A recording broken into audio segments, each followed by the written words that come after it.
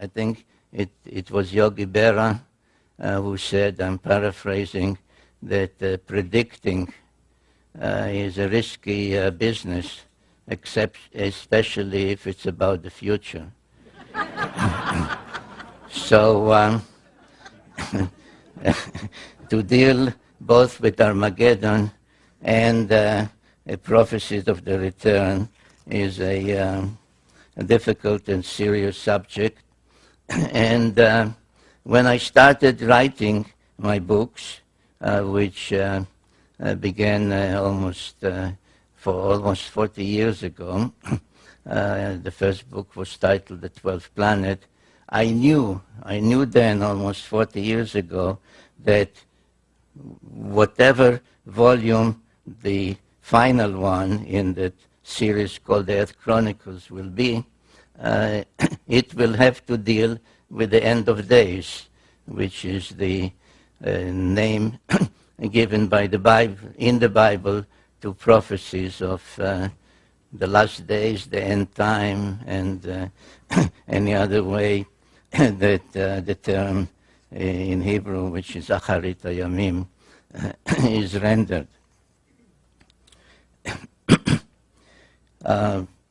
And I really delayed writing that final book for two reasons. Number one is that I felt I need to do more research, and actually took another 30 years of research to be able to give a plausible answer, one which I believe is the correct answer, but at least it should be sufficiently documented to be plausible. And the other reason is that I don't know if everybody will be happy with the conclusions of that book, The End of Days. Certainly, I think many of those that are specializing in the subject of what's about to happen have focused recently on 2012 AD.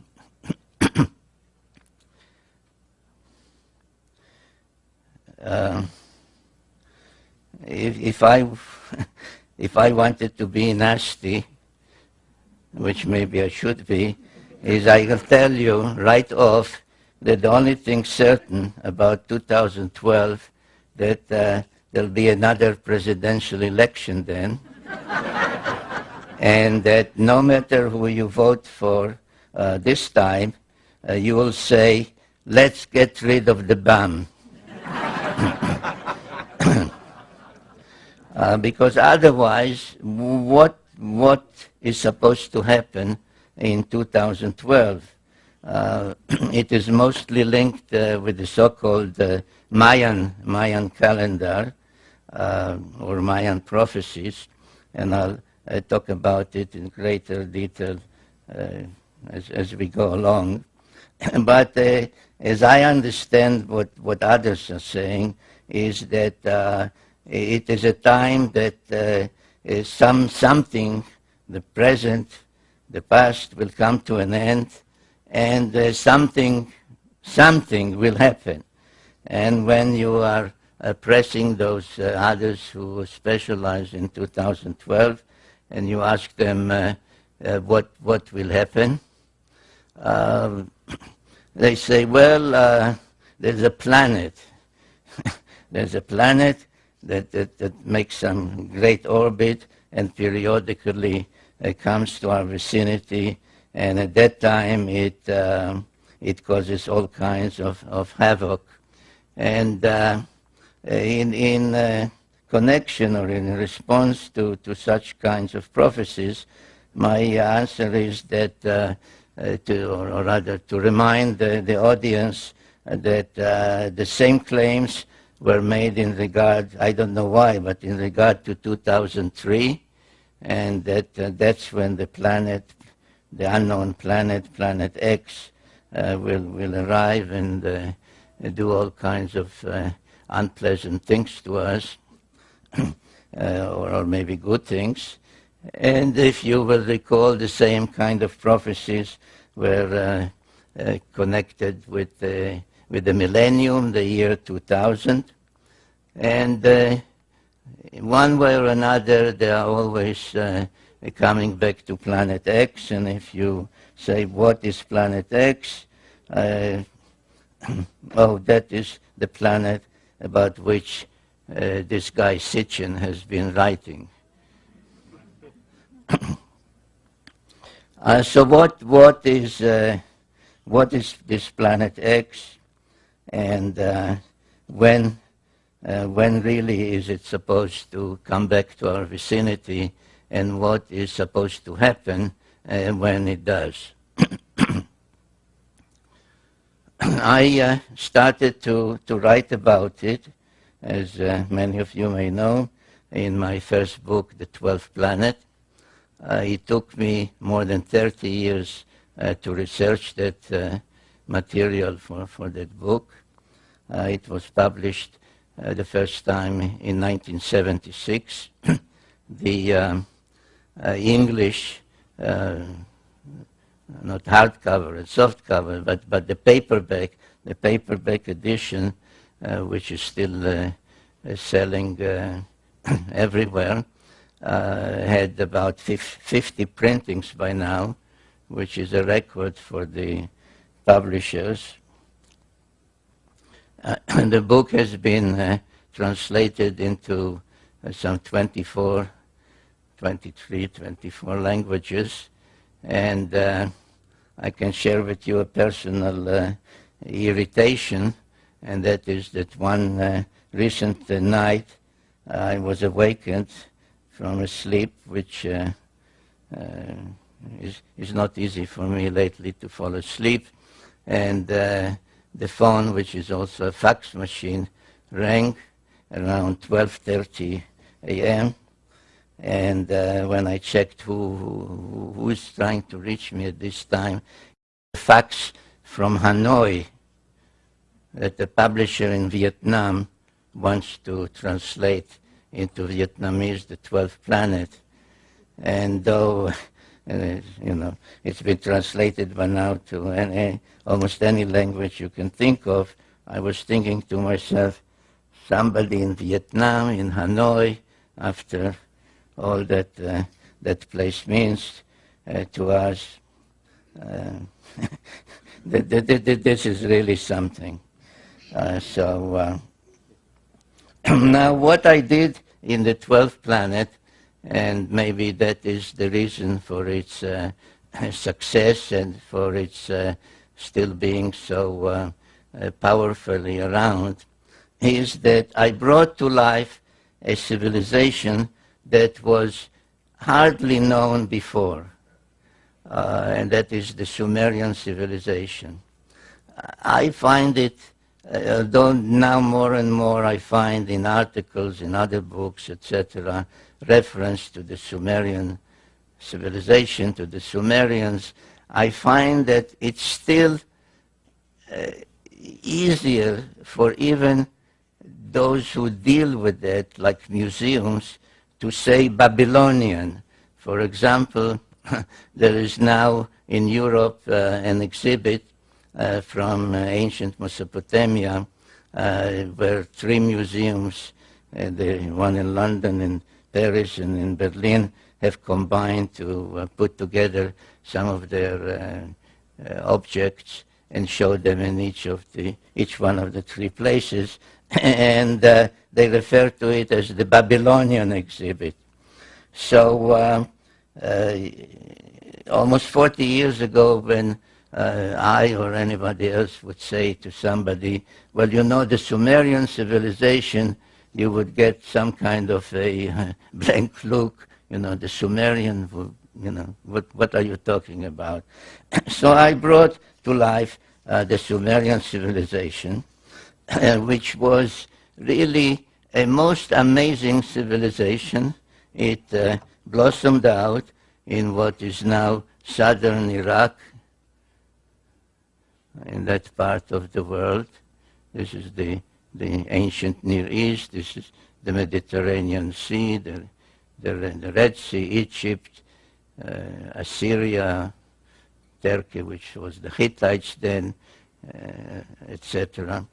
So about 6,000 years ago, an incredible civilization appeared there, and all those that deal with it use such words as suddenly, unexpectedly, out of nowhere, because there was no gradual or any kind of precedential civilization that you had this and this and this, and this was a higher level, a higher stage. Suddenly, from what we may call primitive, though they were not primitive people, but they were farmers, hunters, etc. But suddenly there appeared cities, high-rise buildings, societal organization, kings, priests, codes of law, literature, art, music, musical instruments, all of that within a very short period, appeared about 6,000 years ago. And I sometimes find it necessary to ask people to stop for a minute and think, what is 6,000 years? So we are about 2,000 years removed from the time of Jesus. Now, that time was about 2,000 years removed from the time of Abraham.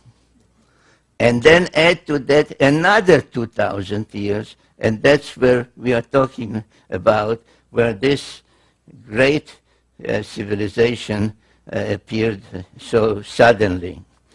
And without devoting the whole evening to that civilization and all the firsts to which we owe a debt. For example, if you look at your watch and you have 60 minutes in an hour, why do you have 60 minutes? Because that's the basic Sumerian mathematical system called sexagesimal base 60. They went from 1 to 60, and then like we go from 1 to 100 and 101, then they went from 1 to 60 and then 61, so there was base 60.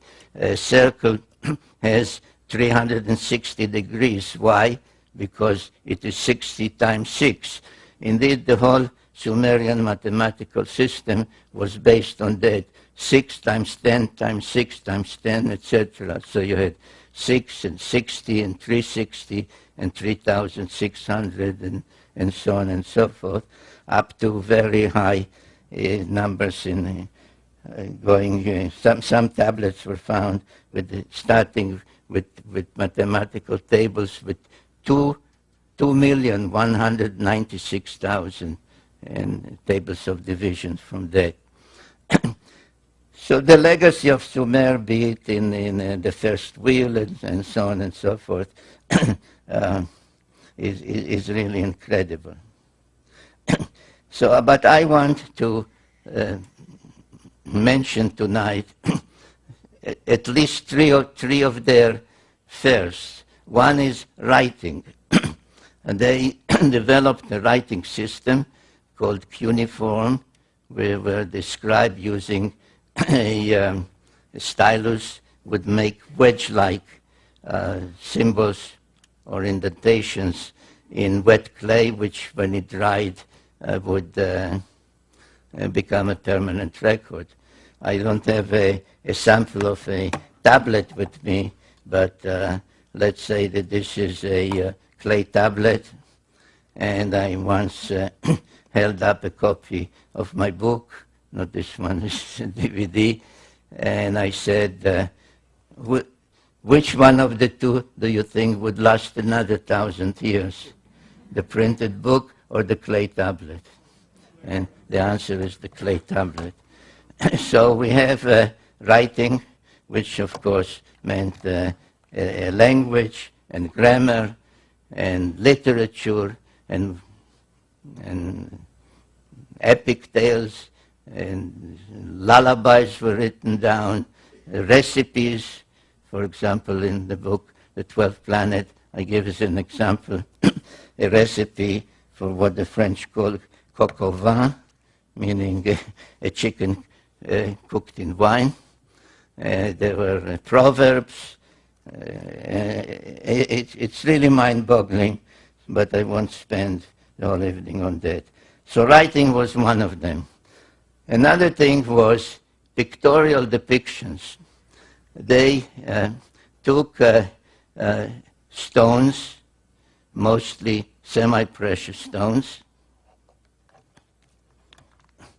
and made cylinders about an inch or so, sometimes longer, but basically about an inch, a cylinder of an inch, and would engrave, and nobody has figured out to this day how, in this hard stone, they would make an engraving in reverse, like a negative, which when rolled on wet clay would become a permanent depiction, the way we say print our presses, the rotary presses now, the newspapers. So literally thousands of cylinder seals, and even more so, their imprints have been found, and any museum worth its salt has these cylinder seals or their imprints on display. And those depictions tell us a lot, and I will refer to some of them. And the third thing that I would like to mention and stress this evening was high-rise buildings. They were the first to use bricks and to build high-rise buildings, like stage pyramids that would rise 100, 120, 160 or more feet high. Some think that these were the towers of Babel, mentioned in the Bible. Actually, it's not so, but every major city, Sumerian city, had a sacred precinct, and the sacred precinct had such a ziggurat, as they were called. And they were used primarily for astronomical observation. And indeed, their knowledge of astronomy, or in the field of astronomy, is one of the most amazing Sumerian legacies. This is, for example, the imprint of a cylinder seal. You can actually see the seal in Jerusalem. There's a museum there called Bible Lens Museum. And this is, if you ask a regular scholar, what is it? They'll show it. He'll say this is a beer drinking scene, because the Sumerians were also the first to invent beer. And drinking beer was a social event. You can see people are coming to participate in that, and beer was drunk through a straw. The way I understand in, say, in Latin America or in Argentina, they drink mate tea with a straw. But as many other cylinder seals, they were decorated with celestial symbols. And if you study this one, you find out that it depicts the sun, it depicts the earth and its moon, it depicts what we call the asteroid belt, which is a belt orbiting between Mars and Jupiter, and nobody knows or nobody, I mean, I say nobody because I do. Others claim they don't know how it came about. It's the remains of some planet that was destroyed, exploded, except that if a planet explodes, the pieces fly in all directions, and in this case, they orbit like a belt between Mars and Jupiter. So you also have Mars and Jupiter. Here's Jupiter. You have the asteroid belt, which we have discovered only in modern times. And beyond Jupiter, you have Saturn and its rings, which we did not know about until the invention of the telescope. Now, this cylinder seal is from about 2000 BC, from 4,000 years ago. So this is an example of the amazing Sumerian knowledge in astronomy. But there is even one more amazing cylinder seal, which caused quite an uproar at the museum where it's kept. It's in a museum in Berlin at the time when I came across its existence. It was East Berlin, but they cooperated with me. They sent me a photograph. And if you ask scholars what is the scene depicted, they say, well, this is the god of agriculture granting the plow, a primitive plow, to mankind. A representative of mankind is introduced by a lesser god to the main god who grants the plow. And just as an aside, I'll say, so you tell those same scholars at the museum or in any of their scientific magazines, say, so there was a god of agriculture and that's how you look. They say, no, that's a mythological scene. That's just mythology. But whatever it is, there is an interesting celestial depiction on this one, and this is what it shows. It shows a star surrounded by planets. Now, this arrow is my addition to enable comparison with our knowledge of the solar system. So we have the sun, not the earth, we have the sun in the center, surrounded by planets, all the planets we know of, in the correct sizes and in the correct order, except that here there's one more planet, right here, between Mars and Jupiter, where the asteroid belt is now. So according to the Sumerians, there was a planet there, probably, or one must conclude, the planet which apparently broke up somehow. Now, if you could get hold of Sumerian guy and said to him, what planet was that and what is the somehow, how did that planet break up? He'll say, well, that's you're asking me something that is been written about in one of our books. It happens to be a clay tablet, not the way we think of books. And that tablet is actually part of 7 tablets.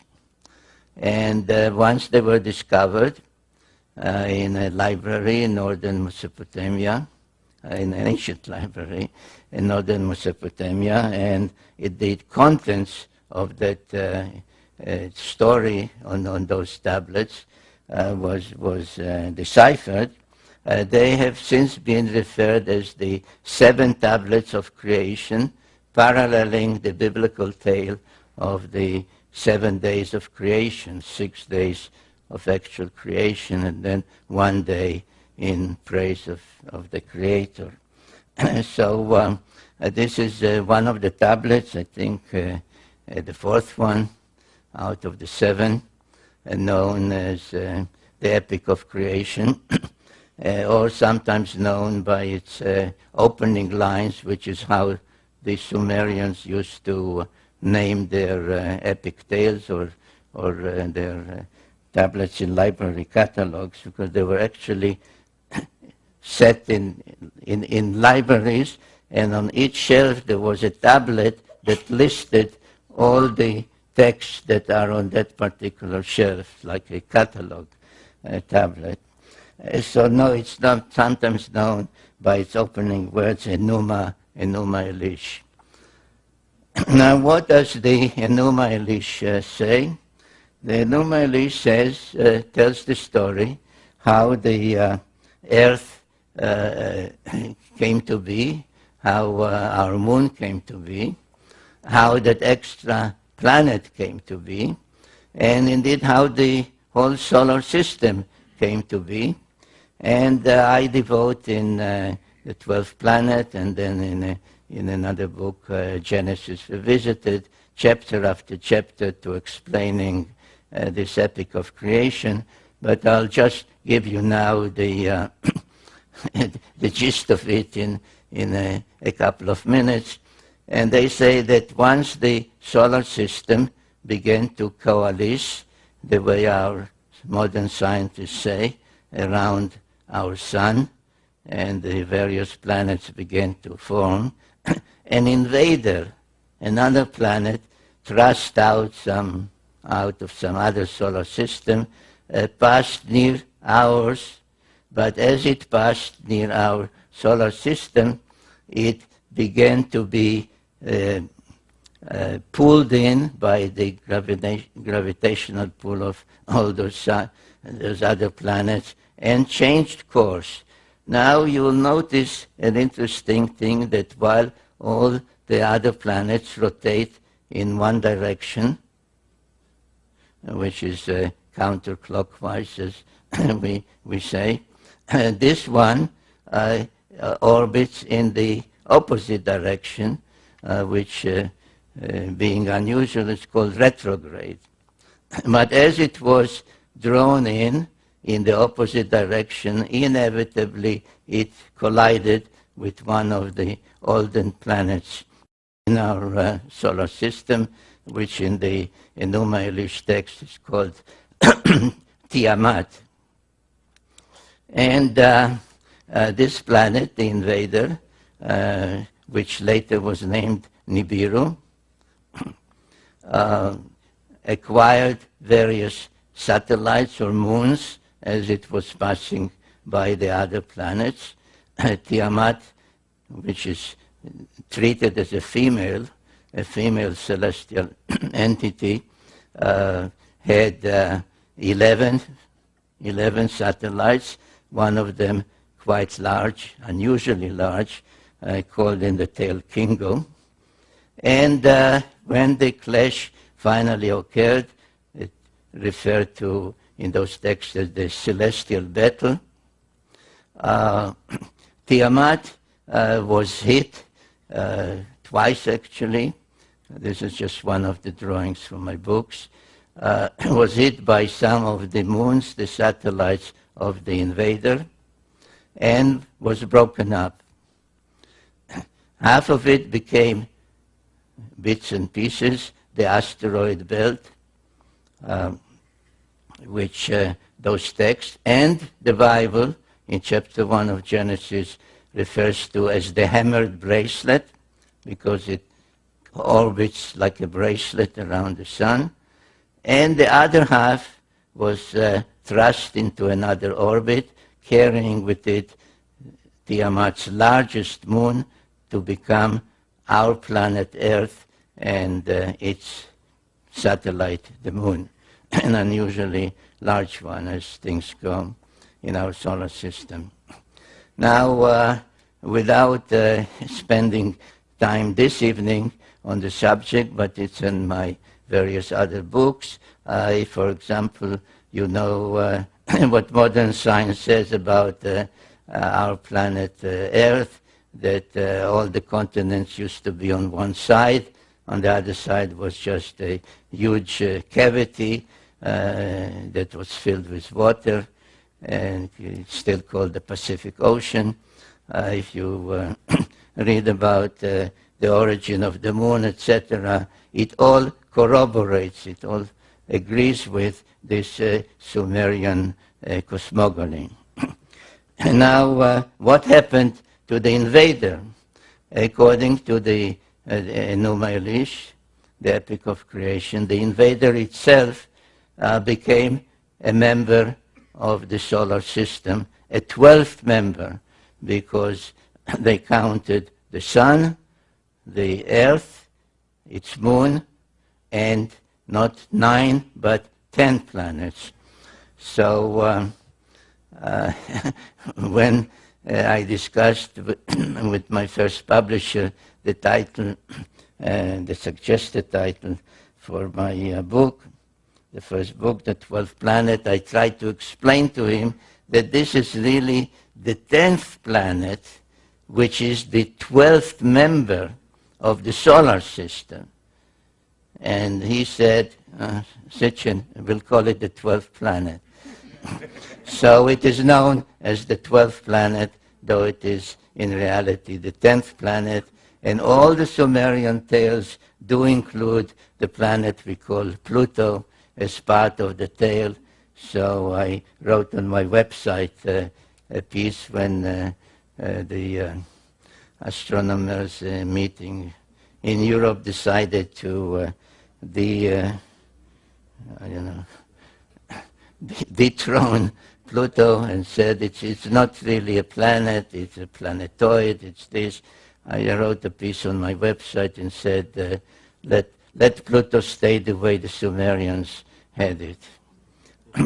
So this is the planet that remains in orbit and has been renamed Nibiru.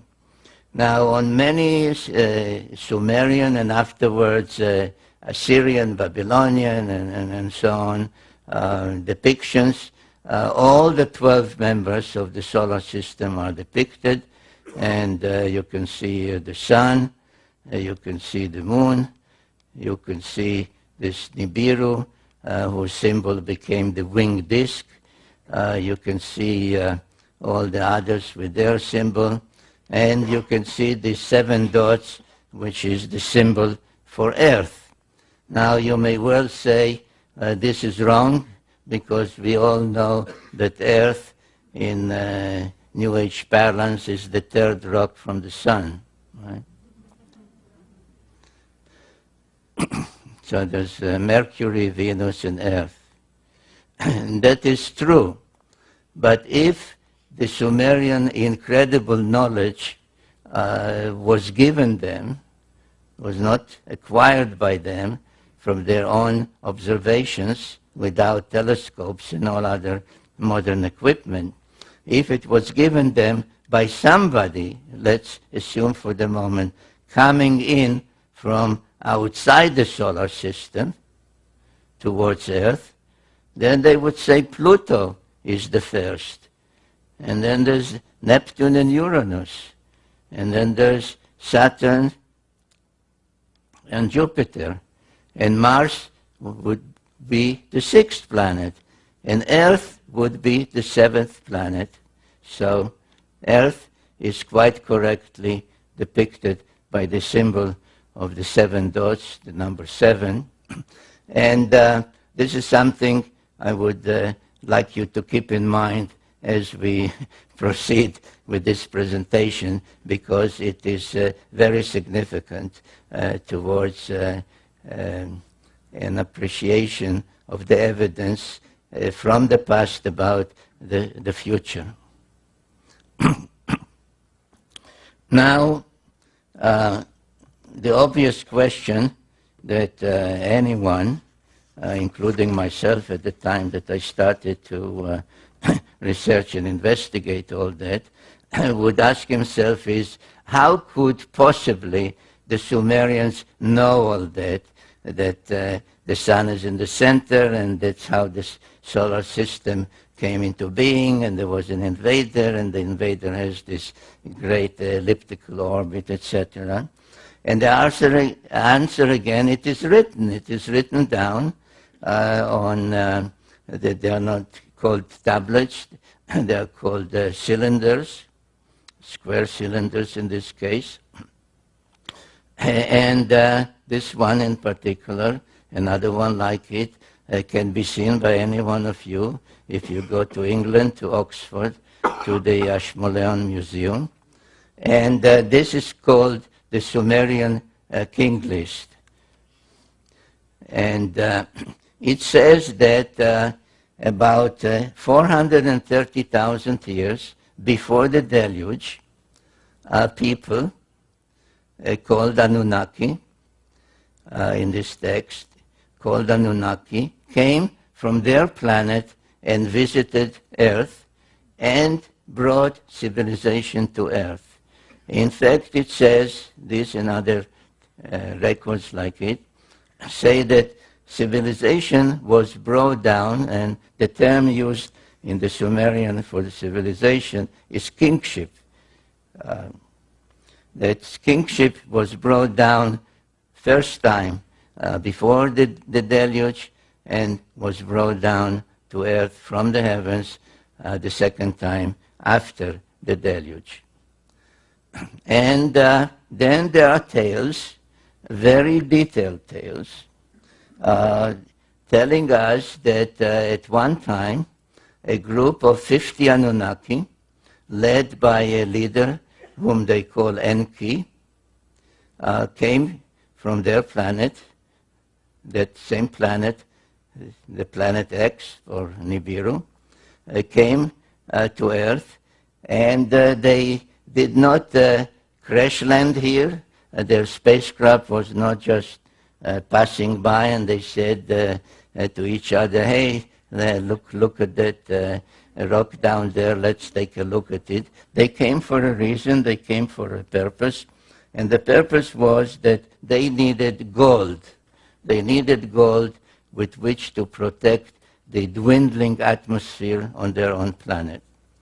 And the tales, which are very detailed, then tell how Enki came and tried to obtain the gold, how his attempts to get it, to extract some gold from the waters of the Persian Gulf did not succeed, so they had to turn to actual mining.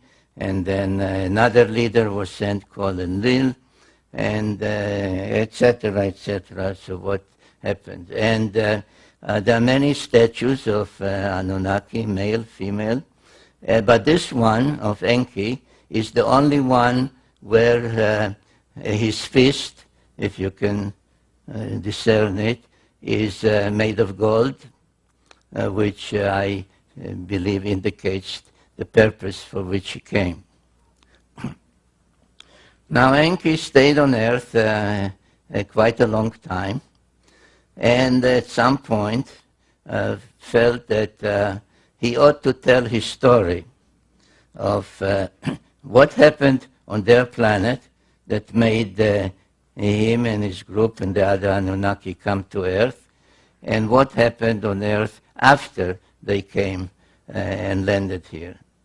And there is an actual text known to any Sumerian or Assyriologist, as some call themselves, that they will say, yes, there is such a text that is an autobiography of Enki that starts by saying, when I approached the earth, I saw greenish marshes.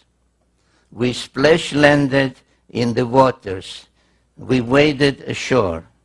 I commanded so-and-so, and the name is given, to test water and see if there's potable water. I commanded so-and-so to build us some kind of shelter. I commanded so-and-so to see if there is edible food. And so on, line after line in those tablets. Unfortunately, the complete text of that autobiography of Enki has not been found, only fragments of it. I used about 800 different sources to reconstruct the story of Enki, because I felt at some point in my own writings that it is not enough to tell the story of what happened here through the prism of the Sumerians, or to some extent the Old Testament, the Hittite writings, etc. But it is also important, especially to know why they came, what happened on their planet before they came, through the eyes and through the speech of one of them. And I chose Enki because he did dictate an autobiography. And the tale that emerges from all those sources is that after they landed here and could not get the gold just by extracting it from the waters of the Persian Gulf. This is the Persian Gulf, and this is today's Iraq. Another leader, a half-brother of his called Enlil, came. He was a more a commander, and he was more a scientist. Another member of their family, they were all children of the ruler of Nibiru, called Anu. Another member, a female, who was a medical doctor, came and assisted also. And they set up a settlement, or actually 7 settlements on earth, at a place that they called in Sumerian Edin, from which the word Eden, the Garden of Eden, comes. And they chose a central point called Nippur. They nicknamed the navel of the earth, because all the other settlements that they established, each one with a certain purpose, including this one as the spaceport, and this laid out as a landing corridor. All of them were equidistant from Nippur. So Nippur was the central city, the site where Enlil had his headquarters, and some of the text even describe what was at his headquarters. And there was a particular place there called the Duranki, with all kinds of humming equipment that controlled the space flights and gave information about orbits, etc. And Duranki literally means the bond heaven-earth, the thing that links heaven, their own planet in this great orbit, and their settlements on earth. So this is what they established. And as I said, at some point the idea of extracting gold from the waters didn't work. They had to go and do it the hard way. So they kept coming in groups of 50 until there were some 600 of them on Earth, and they used Mars as a way station on which 300 of them were stationed. The numbers are given in those texts. But most of those on Earth, those Annunaki, were assigned to mining gold in East Africa. And there are several texts, and in particular one known as the Atrahasis epic, that describe a time or an event where those working in the mines mutinied. And they said, no more. This is not the kind of work that we can do.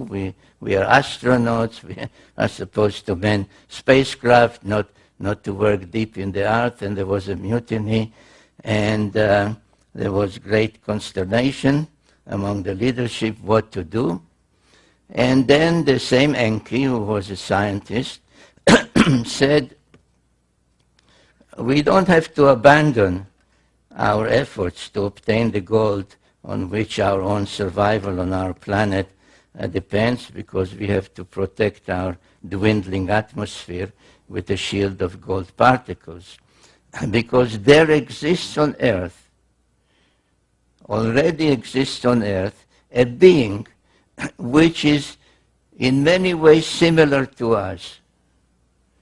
And all we have to do, and those are quotes from his words in his autobiography, all we have to do is put our mark on it, our genetic mark, and thereby raise that being more to our level so that it could follow our commands, understand our language, and do the work for us.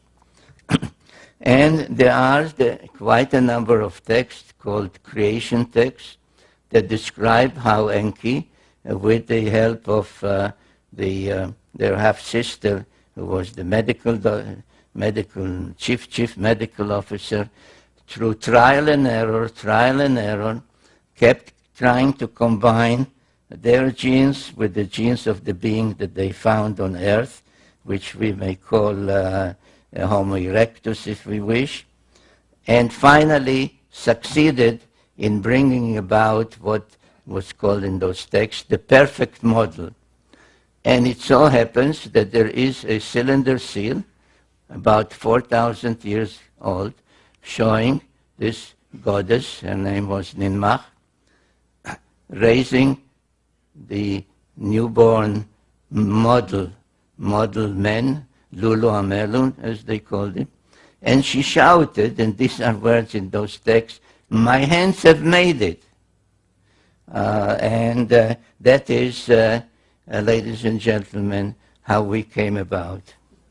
This is the long story, which I gave you as briefly as I could, of what the Bible says in chapters 2 and others of Genesis, that a group called the Elohim, which is a plural term, literally meaning the lofty ones, translated God, said to each other, "Let us," in the plural, "let us fashion the Adam."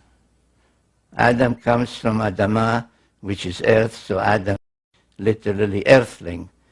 "Let us fashion the earthling in our image and after our likeness."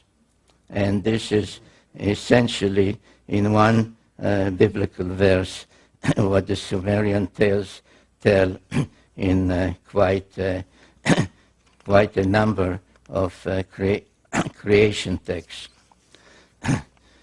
And then after they achieved that and everything seemed to be in order, the deluge came and destroyed everything.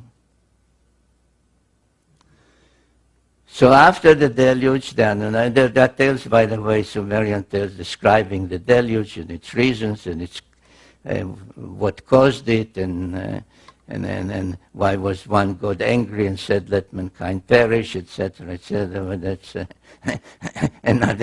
needs another evening. So after the deluge, when the water subsided, they had to restruct and recreate and restart everything from the beginning, and they could not do it anymore in the Edin, today's Mesopotamia or Iraq, because it was all covered with millions, or now one should say billions, of tons of mud, and nothing could be done there until the earth would take generations and generations to dry. So they shifted the whole project from where it was. If you recall, it was this way. Everything was anchored on Mount Ararat, the twin peaks of Ararat, which stand out as a marker, and laid out exactly the same idea of a landing corridor this way. Now they used as one of the facilities to to serve their purposes, a great platform that they had built here and that survived the deluge, right here. And again, using this notion of equidistance from there to the spaceport, which was here and here, to create the whole landing pattern, they chose a new mission control center, a new place for the Duran key, right here. And this place is known today as Jerusalem. So Jerusalem, and I sometimes, either at seminars or when I took groups with me to tour these places, I would say to them, why is Jerusalem sacred? I say, well, it is sacred to Muslims because the tale is that Muhammad was taken from Mecca or Medina one night on a winged horse and brought to Jerusalem, and there he was taken aloft and visited heaven for one night. So that's. But why was Muhammad taken to Jerusalem? Why wasn't he lifted just from Mecca or Medina? Well, because that place was already known as a sacred place, because the Christians believed that that's where Jesus preached and was crucified, etc. So I said, so why was Jesus crucified in Jerusalem? He was born in Bethlehem. He came from Nazareth. Why Jerusalem? Well, because that's where the temple was. The Jewish temple, the Temple of Solomon. So why was the Temple of Solomon there? Well, people don't know.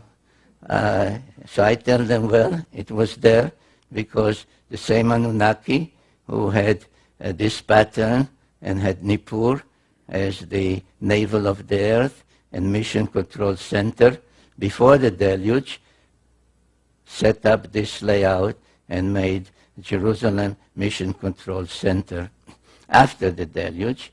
And equidistant from it is the spaceport and Twin Peaks, emulating the Twin Peaks of Ararat. Twin Peaks are here in the Sinai Peninsula, and Twin Peaks, artificial ones, because there were no mountains there. So they built two mountains known as the Giza Pyramids.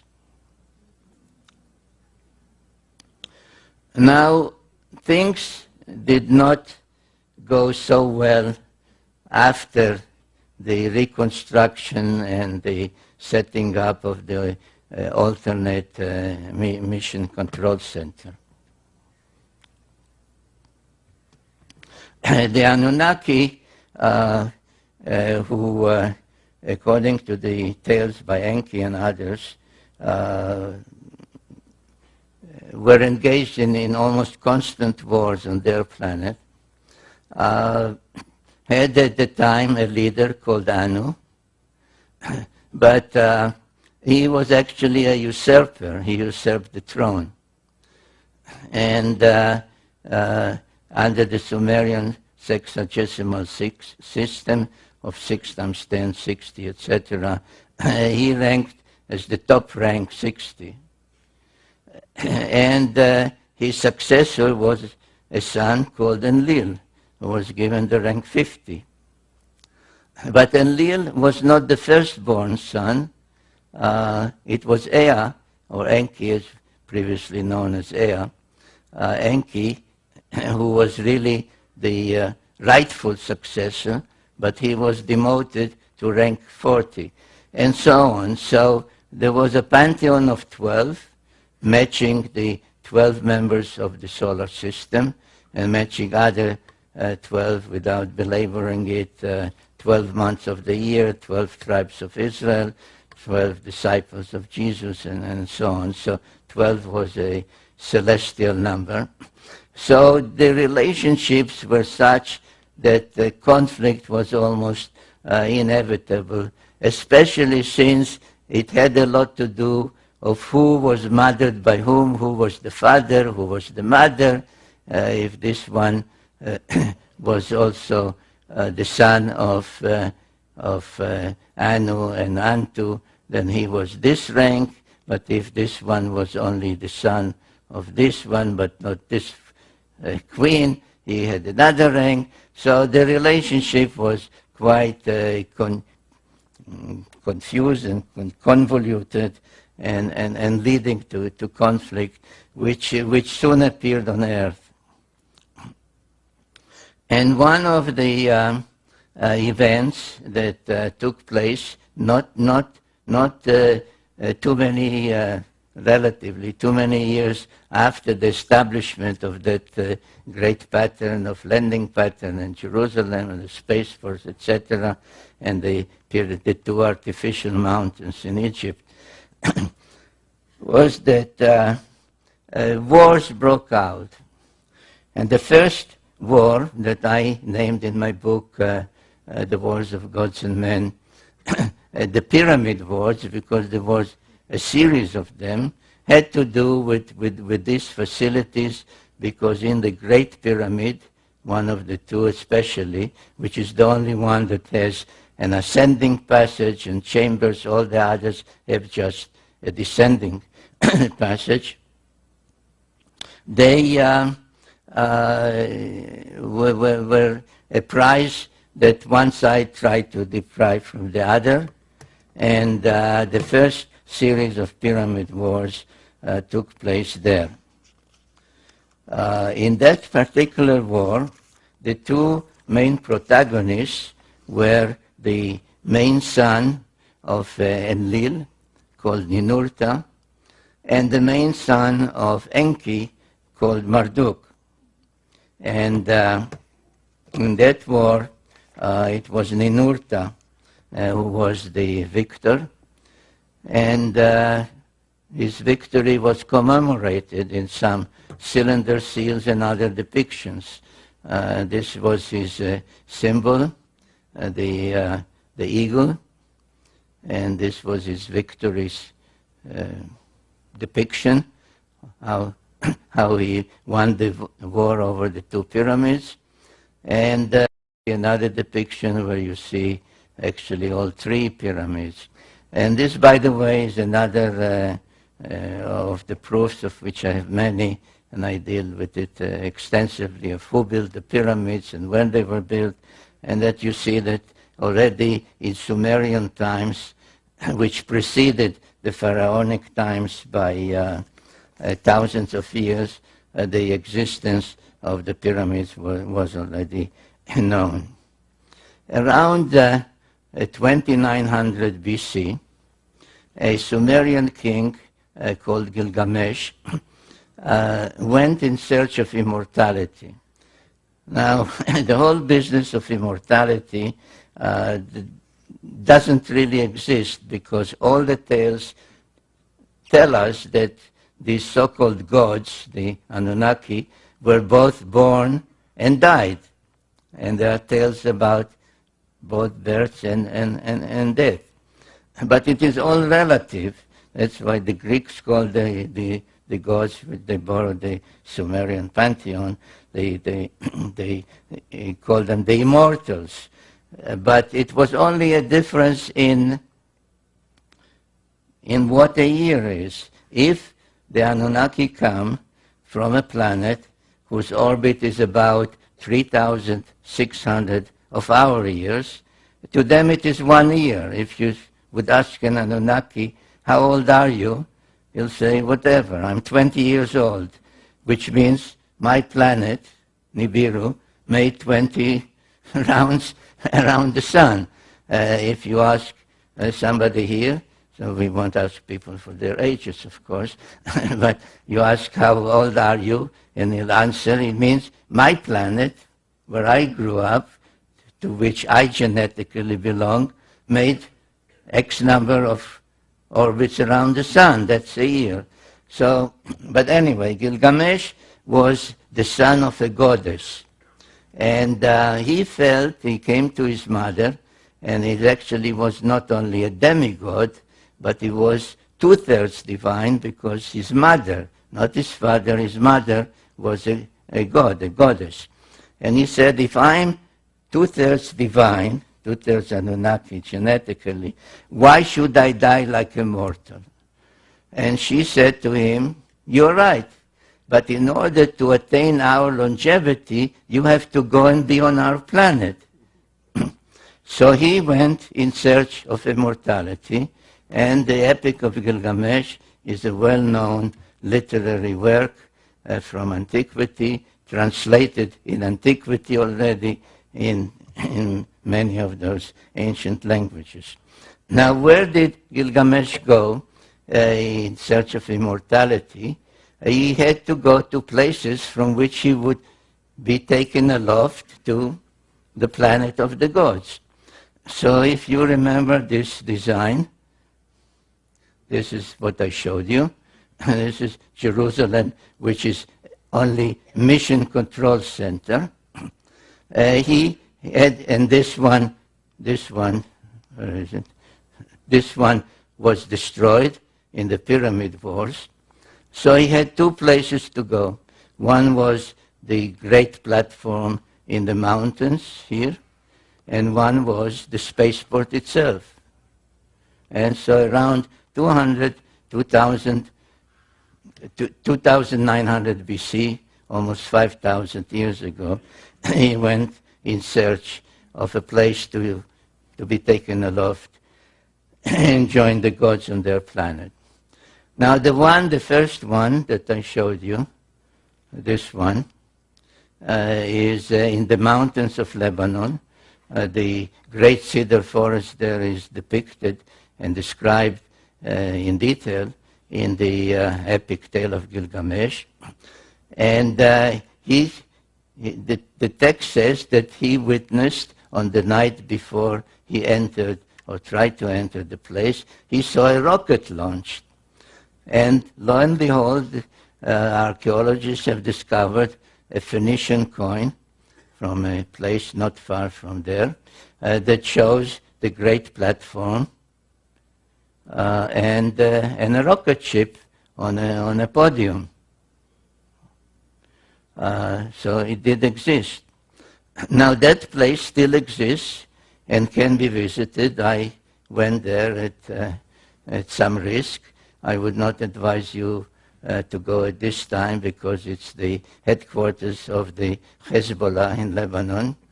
But the place is called Baalbek, and there is there a vast stone platform of about 500,000 square feet. And here at this northwestern corner, there are ruins of temples built over temples over temples. The latest one are Muslim and Byzantine and Roman, but they are built on or over a platform that pre-existed. And these are some of the most ancient ruins that you see there, of levels that keep rising from down there, rising and rising and rising and rising and rising. And these stone blocks weigh between 600 to 900 tons each. And the immensity of the place is mind-boggling. Even more mind-boggling is one of the courses in the western wall of that enclave, on the western wall, on top of these huge boulders. And the three of them, 1, 2, and the third one, known as the Trilithon. This is the drawing, the image. This is a line drawing of a person, so you can see the scale. So there are three of these huge stone blocks lying in one of the courses, one of the levels, next to each other. And they weigh 1,100 tons each. Now, there is no piece of equipment, even today, that can lift 1,100 tons, or even 1,000 tons, or even 600 tons. There's no such piece of equipment. Yet, and this is a photograph, by the way, I think, can you see that little ant there? That's me. I'm standing there. And this is one, the first trilithon, and then there are two more. Now we know where they came from, because about 1.5 miles away, there is the quarry from which those stone blocks were cut and lifted and brought. And one of them is unfinished. So right here it's still part of the native rock, and this part has been already cut. And again, this is me there. So you can see the size. So somebody in antiquity, and according to all the evidence before the flood, cut those stones and lifted them over 1.5 miles and put them there, not drop them on the ground, but put them exactly where they should be, where they belong. And the question is, what was the purpose of this whole thing? As I said, Gilgamesh reported that he saw a rocket ship launch there, and the Phoenician coin also depicted. And it was only after I saw photographs of about a year ago, I think, of the Chinese launching their spacecraft for the first time. Now, we are used to launch towers made of metal and so on, but this is also built out of some kind of stone. So I have no doubt that what we see there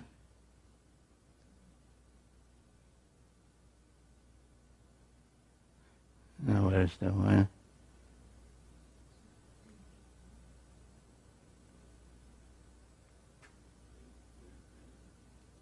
Right, because this is exactly the same thing as the Chinese have built, because this starts somewhere there and goes down and down and down and down to well below ground. So this was a launch site to which Gilgamesh went around 5,000 years ago in order to be lofted to the planet of the gods, Nibiru. But he failed. There's a whole tale that he had a companion, and they killed the sacred bull, the bull of heaven, and had to escape for their life. So it didn't work. So he didn't give up. He went to the other destination, which, if you recall a previous slide, was the spaceport in the Sinai Peninsula. And what was there we also know, because the Egyptian has depicted it, and this is a depiction found in the tomb of an Egyptian called Hui, who was the governor in ancient times of the Sinai Peninsula. And in his tomb, the burial chamber is surrounded on the walls with depictions of scenes from the lands where he was an official.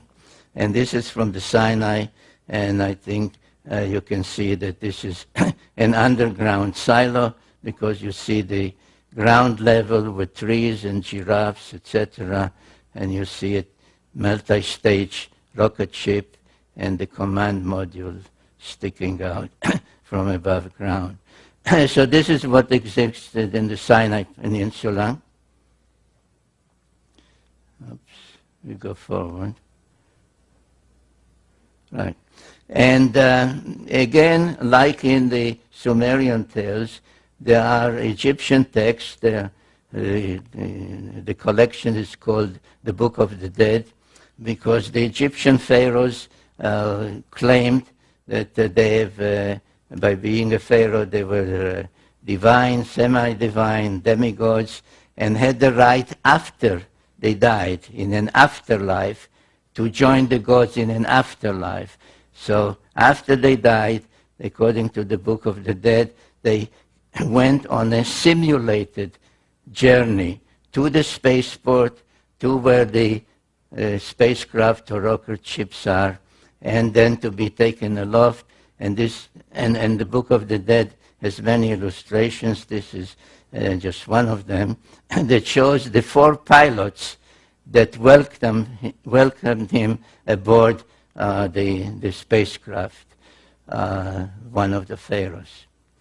So there's no doubt that there too the facility for being taken aloft did exist. However, it does not exist anymore. Baalbek still exists in ruins, but the spaceport in the Sinai does not exist because in one of the next wars between the various clans of the Annunaki, the Enlilites, the Enkiites, Ninurta, Marduk, etc., they resorted to the use of nuclear weapons. And the spaceport in the Sinai was a target.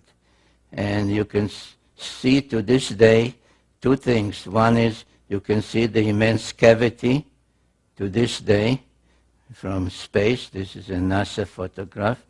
And the crack in the peninsula is the result. And if you go there, which I did by myself and with a group, if you go there, you find in that particular spot, you find in the middle of pure white limestone mountains. Everything is pure white. You see a huge field with broken, burnt, and totally blackened rocks. And one of the visits, I took samples. They were tested. There's possibly some radioactivity, but it's inconclusive. But in 2024, almost 4,000 years ago, the Anunnaki resorted to the use of nuclear weapons. There is a long text called the Era Epic, E-R-R-A, Epic, that describes the reasons, who did it, how they did it, what the number of nuclear weapons that were used in 2024. The unintended consequence of that was that a wind blowing from the Mediterranean brought what they called in those texts, they're called lamentation texts, they called the evil wind that brought death to everything alive in Sumer. As the nuclear wind passed, reaching from the Sinai to Sumer, it did not destroy anything. The lamentation text lament that the stalls stand, but the animals that were there are all dead. The houses stand, but everybody who lived in the houses lies dead in the streets, on the roofs, etc. And that was the end of the great Sumerian civilization about 2024 BC. And in that one, unlike in the previous wars, where Ninurta, the son of Enlil, was the victor, Marduk, the son of Enki, was the victor, and that was the beginning of the rise of Babylon. Instead of Sumer and Enlil and all the others, it was now the era and the time of Marduk and the Babylonians. Now we are starting to leave ancient history, and we are starting, or I'm starting, to take you by the hand and lead you not only to the present, but also to the future.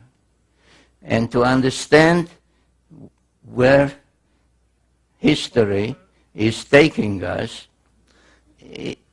this map is the key to it, and please try to remember it. If you recall the layout of the landing corridor from Mount Ararat this way, and Jerusalem as Mission Control Center, the spaceport, the Giza pyramids, and the place in Lebanon called Baalbek today.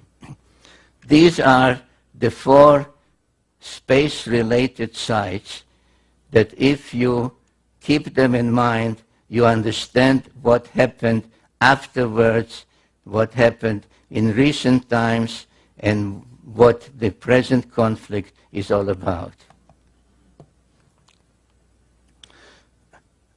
When the dust, let's use that expression, the dust of the nuclear explosion and the demise of Sumer settled,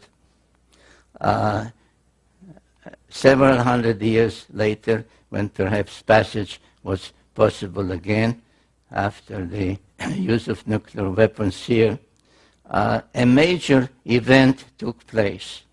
It is called the Exodus of the Israelites from Egypt. And the Bible says that after about 400 years, God remembered. He said, oh, by the way, I forgot all about those people.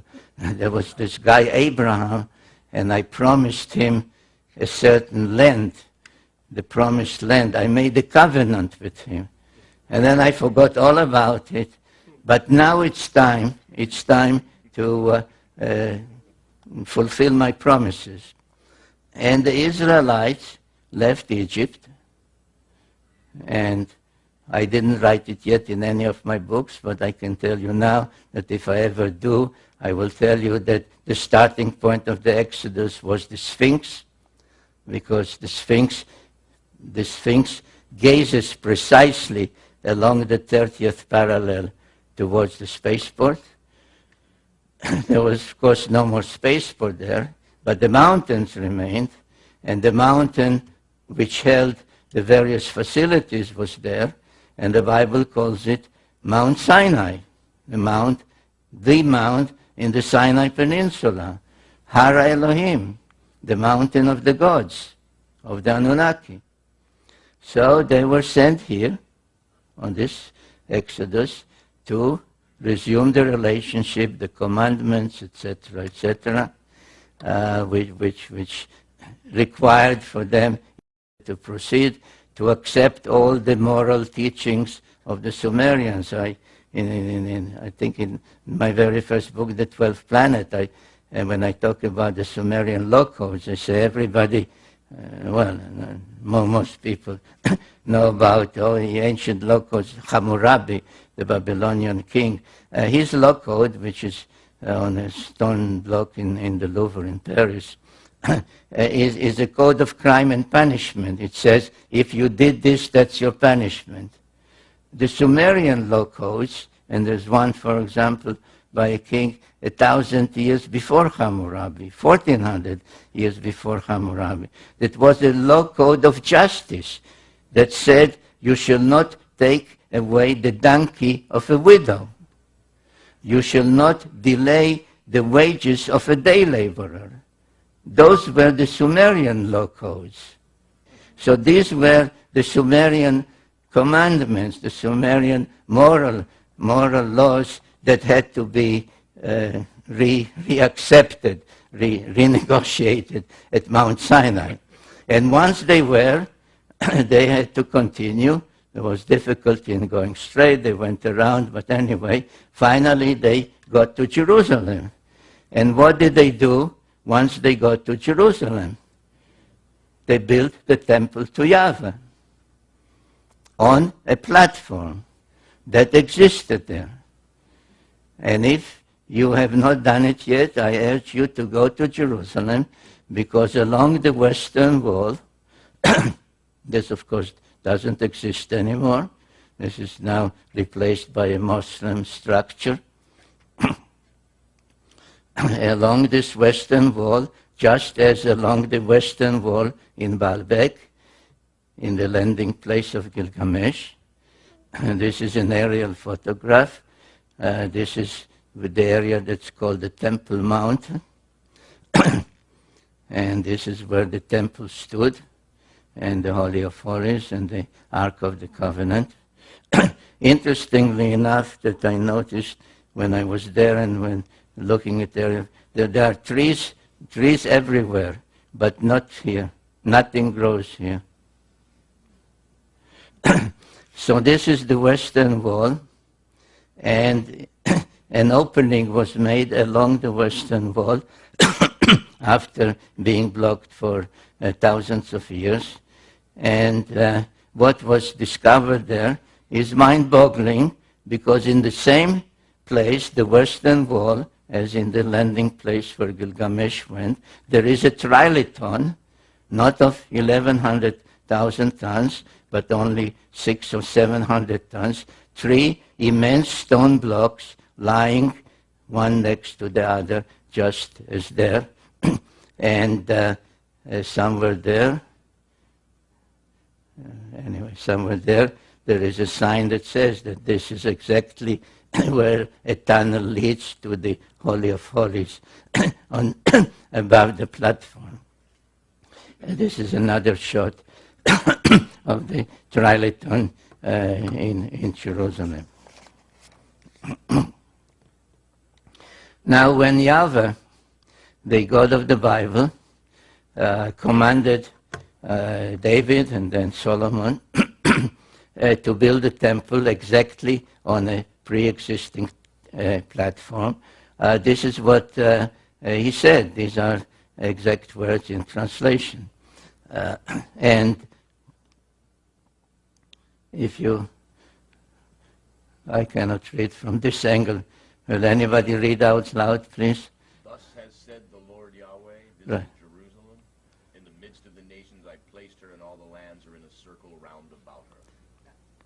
Well, in the midst of the nations, in the center of the circles.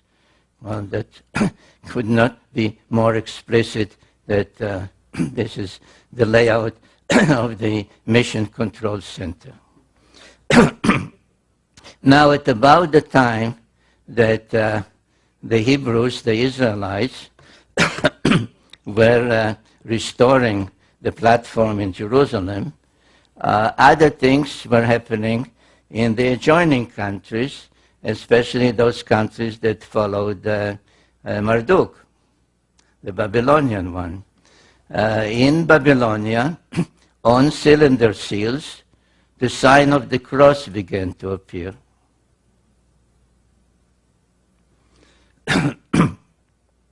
In Assyria, the kings began to wear the sign of the cross on their chest. The same happened in Egypt. Now, these are all from around 1000 BC, 900 BC, 800 BC, 700 BC. Now, what does it mean? What does it signify? Well, the sign of the cross, it may come as a surprise to my Christian friends, the sign of the cross is not a new sign, and not a sign developed or invented at the time of Jesus.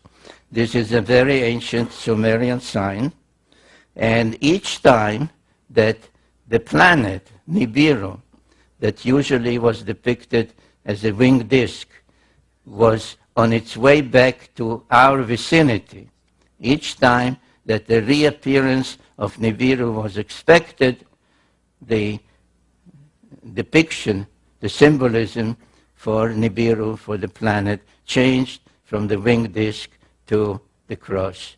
So this one, for example, this is one of the most ancient ones. This is another one. This is when agriculture was granted to mankind, and so on. And if you look at the orbit of Nibiru, roughly 3,600 years, in my book, The End of Days, I explain why the orbit might have become a little shorter only 3,450 years. But anyway, we can work with this 3,600, which is a good round number and part of the sexagesimal system. 6, 10, 63, 60, 3,600. So from the time that Nibiru was in our vicinity, making the great round around the sun, which is called the perigee, the point closest to the sun, he goes out, slows down, reaches this point, the apogee, and then starts on its way back. So at some point, the planet is here, or here, or here, or here, or here, or here, and at some point, the anticipation of its return begins. And that's, I suggest, is when the sign of the cross began to reappear. In one of my books, The Wars of Gods and Men, I deal with all the various wars that took place, not only the very early ones, but in particular the ones that started to become more frequent and more ferocious as the return of Nibiru became closer and closer. It seems as if it became much more important who would be in control, who would welcome them, whose particular aspect of religion would be more predominant, etc.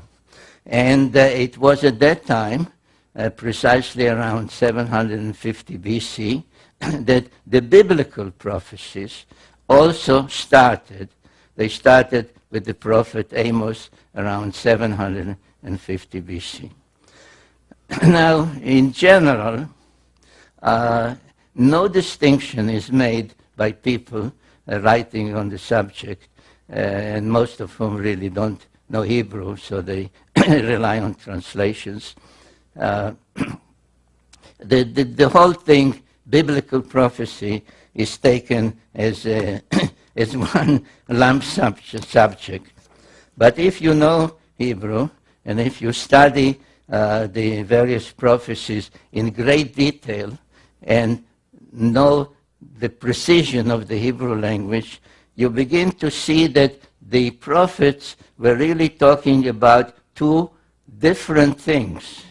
One was called the Day of the Lord, and Amos spoke about it. Another, I think, I quote Habakkuk, I can't see from this angle. Anyway, they started to talk about the day of the Lord. The day of the Lord is coming. The day of the Lord is near. And it was described as a time of celestial phenomena. There would be darkness at noon. You will not be able to see the stars at night. The moon will not shine its light, etc. and so on and so forth. I don't know if it's easy for you. I had about 30 slides with all these biblical quotations, but I realized that it would be very difficult even for the audience to read them. So at the same time, similar prophecies known as Akkadian prophecies, Assyrian prophecies, Babylonian prophecies began to also talk about the return, the celestial Lord would come from the south, would be first seen in this constellation and so on. And I drew some of these charts to show you and show how you can relate some of the text to the progress of Nibiru coming back to Earth's vicinity. This is another sketch that really renders as a sketch literal wording, saying you first can see it from there, then you can see it here, and so on and so forth, as the planet returns. There were even discoveries of astronomical records. These are called astrolabes because they depict the circular heavens around Earth on plain paper with all the stars being named, where the progression of Nibiru from being seen in this part of the heavens to being seen in this part of the heavens at its apogee, its perigee, is actually recorded as having been witnessed and seen by Assyrian and Babylonian astronomers.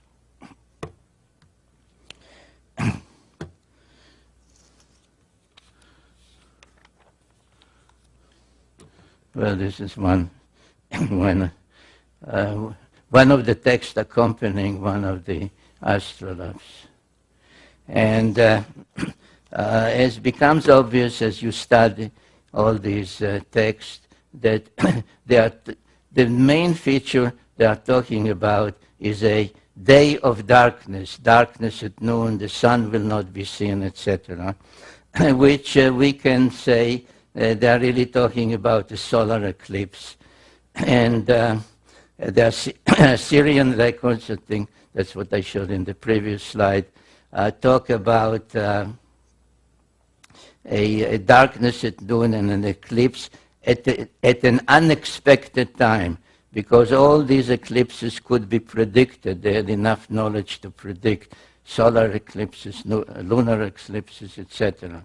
So in exactly 556 BC, and this is a sketch, a sky map prepared by NASA, not by me, in 556, an unusual and unexpected eclipse, darkness at noon, took place.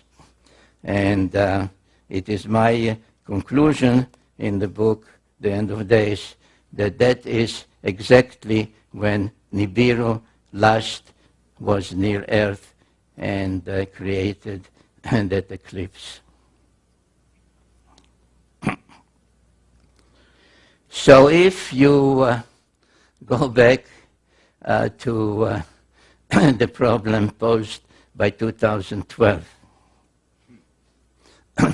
and you say, well, 2012 is when Nibiru is expected to return and do this or do that, and be a good omen or bring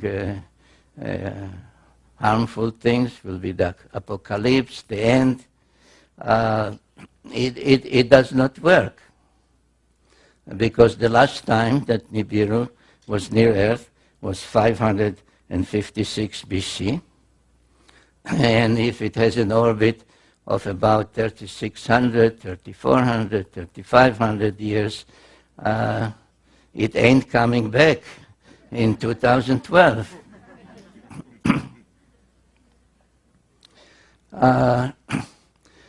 So what might happen, if not in 2012, in some other time, in our lifetimes perhaps? And this takes me to the other part of the biblical prophecies, where I told you that there were really two things that were discussed and prophesied from about 750 BC to about 550 BC, the time of Ezekiel. They spoke about the day of the Lord, the celestial Lord. It's coming, it's nearing, it's coming from the south, it will darken the skies, etc., etc. But then the other part, they switched to a term called Acharita Yamim, the end of days, which some translate end time or any other way people want to translate. But the time, the question is, what do we mean by time? But whatever we call time will come to an end.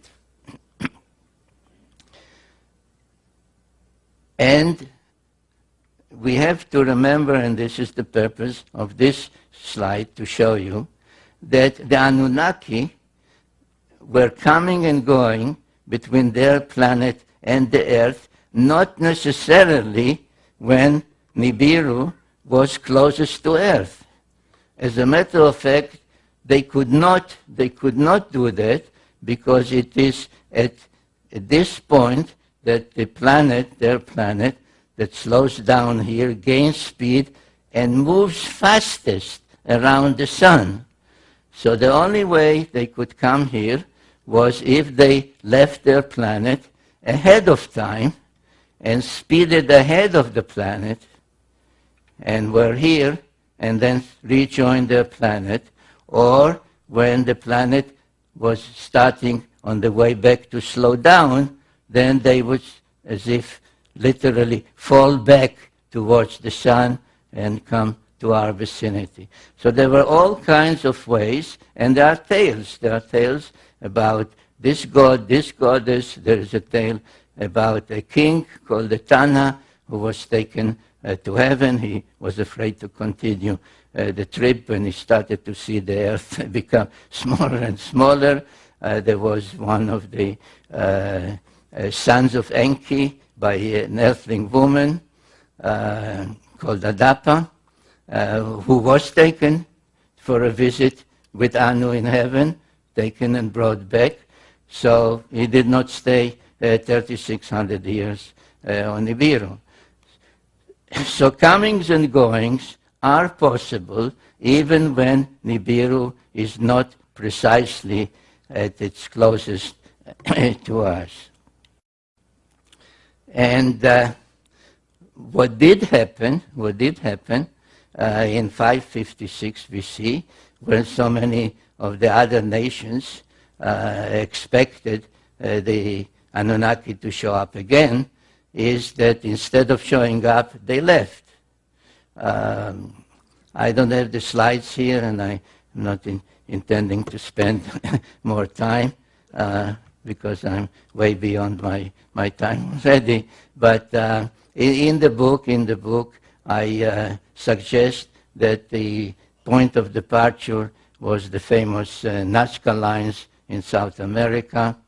But what is without doubt known, and this is perhaps part of the Mayan prophecies, is that the chief deity of Mesoamerica, whom the Aztecs called Quetzalcoatl, the Mayan called Kukulkan, which all meant the plumed or the winged serpent. Before he left, he said, and this is written down, he said, "I will return, I promise to return." And he promised to return at a certain point, which is related to the Mesoamerican calendars.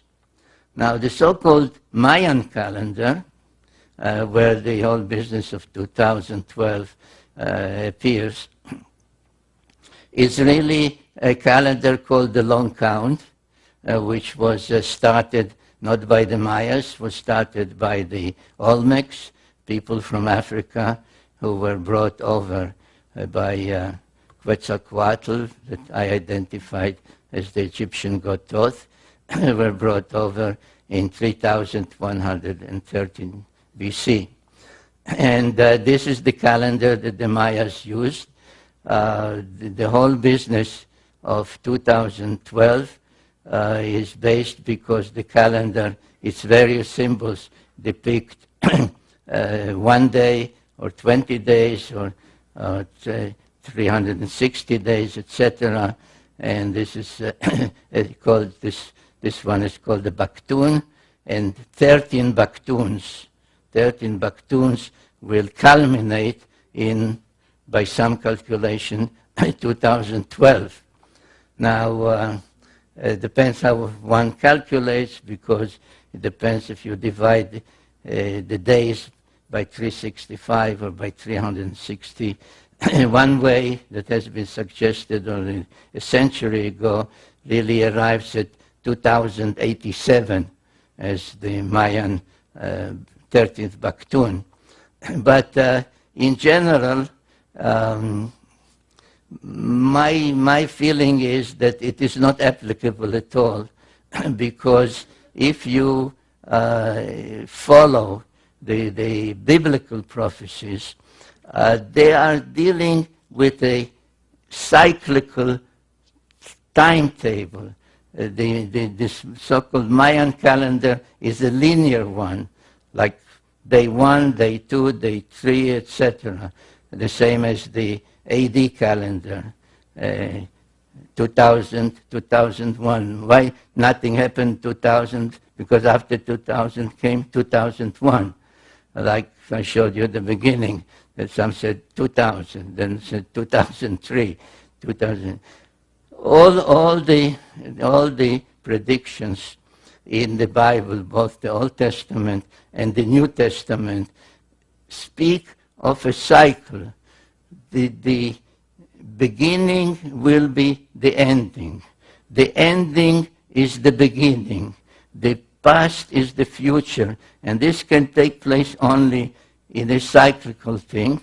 And what was, is more quotes of the same subject about the end of days and what will happen there. Now,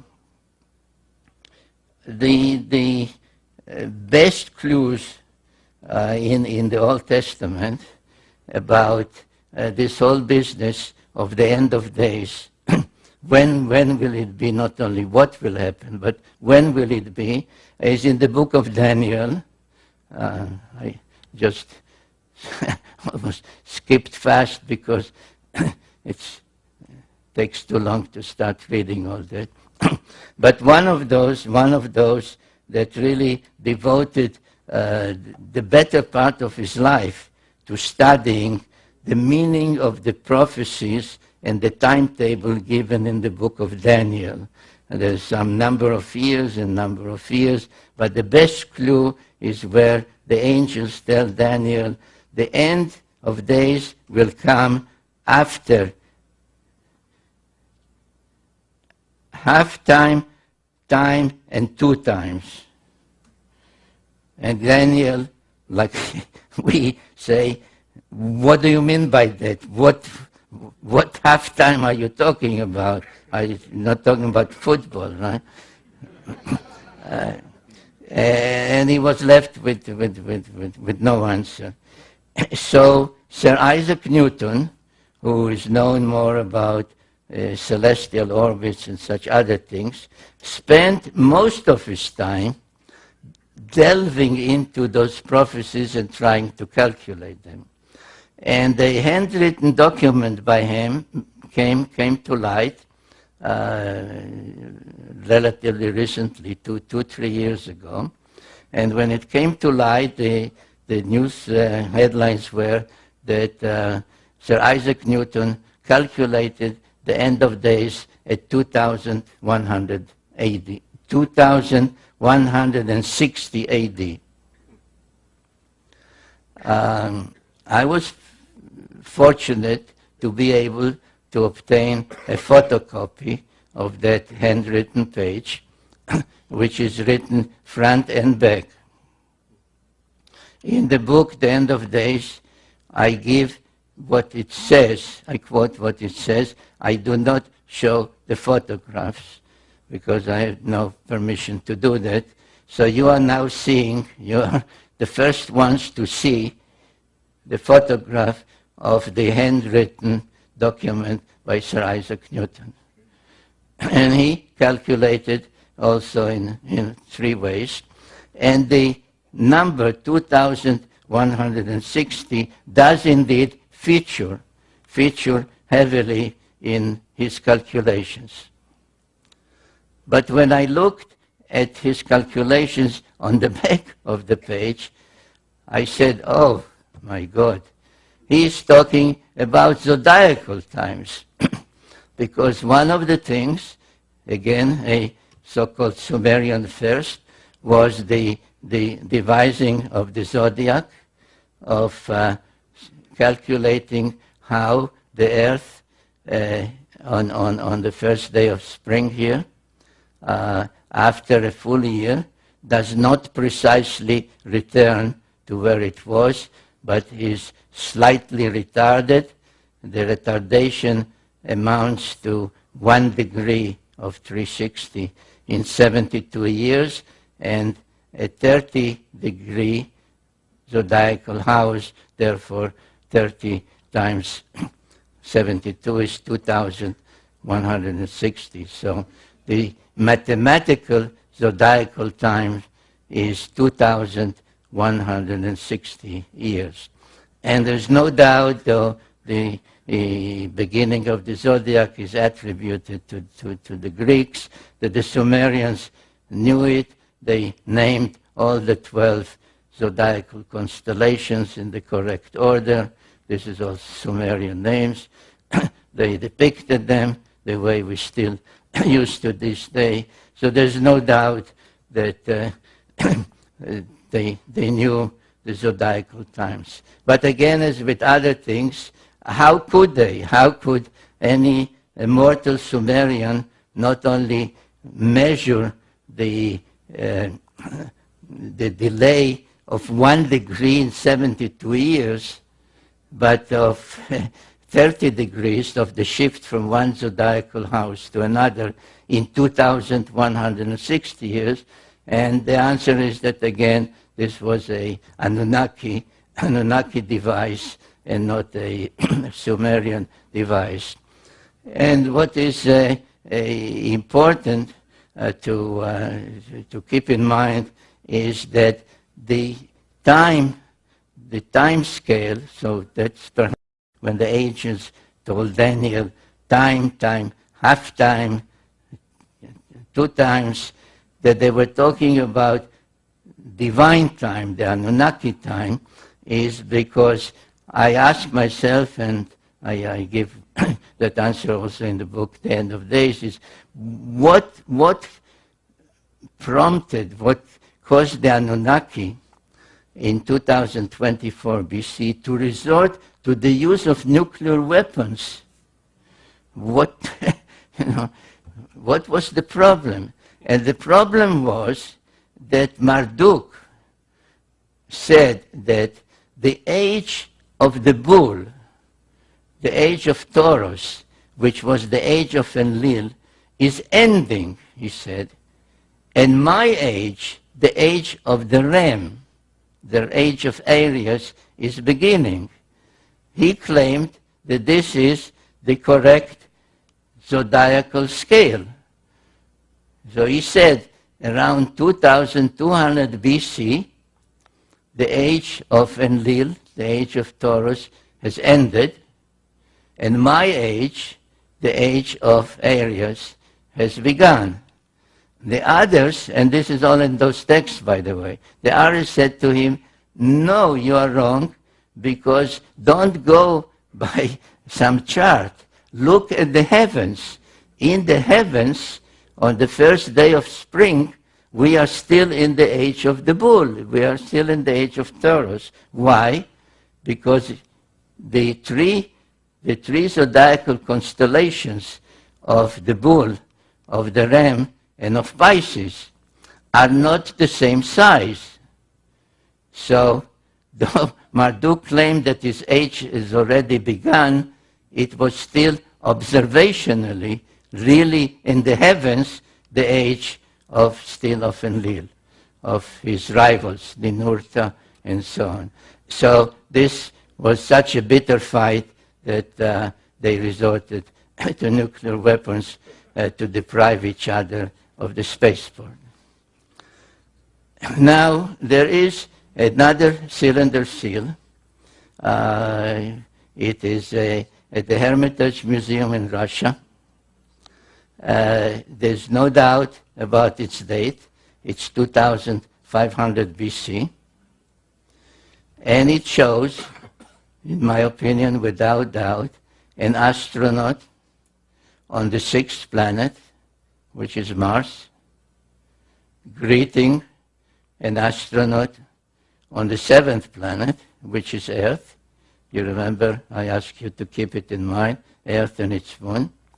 And between them, there is a spacecraft. So, a return of the Anunnaki with a stopover on Mars, one greeting the other, has occurred. And there is a date. There is a date on this cylinder seal. Do you see the date? Pisces. The age of Pisces.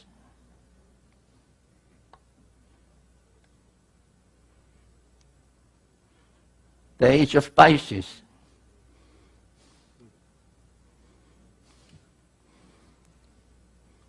So does this mean that the return of the Anunnaki and the end of days, with its 2,160-year calculation, will still come about this century? Maybe. Because there is a because, ladies and gentlemen.